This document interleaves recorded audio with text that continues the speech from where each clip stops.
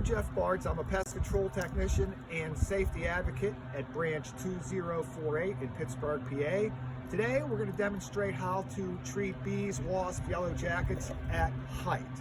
So the first thing we're going to do is look at the Terminix Personal Protective Equipment Assessment and Selection Matrix. And right at the top, there's the column for conducting bee and wasp jobs, and this is going to tell us what protective equipment to wear. We're going to have to wear safety glasses, boots obviously, the bee suit, and a hard hat to protect ourselves. So,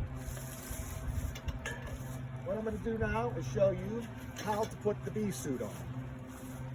The first part is the veil. This does have a hard hat in it to protect your head. I'm going to put that on like this. And these strings here, after I put the netting over my shoulders, will tie around the waist. This is going to prevent any bees from getting to my head or my face. Now sometimes bees will, if they come, they're going to hit this and bounce right back up. Also, there are elbow length gloves that come with the bee suit. We're going to put those on. The bees, wasps will not be able to sting through this. Now, this equipment I've just put on is not optional. This is mandatory equipment. If you read the Terminix Safety Code of Conduct, you must wear this on every bee job. It doesn't matter if it's a big hive, a little hive, anytime you're dealing with a stinging insect, you must put on this equipment. Now, since our nest is about 10 or 15 feet above my head, we have some equipment we're going to use to get to that. This is what's called a dust stick that we're going to use today. This here is a canister of insecticide dust. What we're going to do is we're going to hook this up to a couple hollow pulls.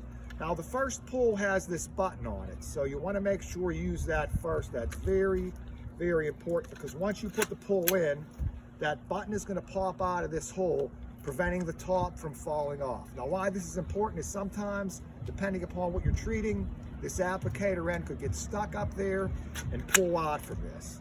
If the button's in there right, which it is now, that will prevent that from happening. So we're going to look at the height and see how many pulls we need. This is another hollow pull. 2 of them should do it. We're going to put that one in there.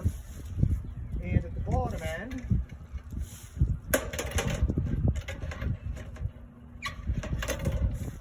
end, is a pumping mechanism. This just pumps air through.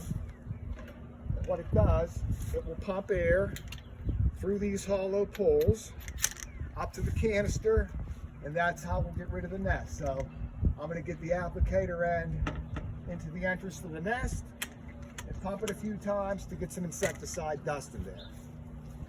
Now, what's important at this point, especially if this is your first time doing a bee or wasp job, once you put the dust into that nest, it is going to stir up the insects. You're going to be nervous, you're going to be afraid. What you don't want to do is panic and run. What you want to do is get your equipment or set it down and just slowly walk away. Remember, you're well protected with all this equipment, so do not run, do not be scared. And one more important thing to tell the customer, when you treat that nest, if it's in the daytime, not all the insects are in there. A good percentage of them are out foraging around, so they're going to return. But now, since that nest has been treated, they're not going to want to go in. So they're going to hover around for a while. Eventually, they'll fly away, spend the night in the bushes, the trees. They can't survive overnight without being in that nest, and they will die.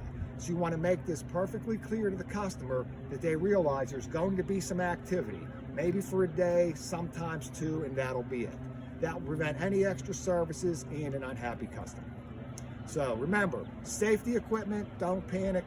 You can do this as safely as possible and not get stuck. Thank you.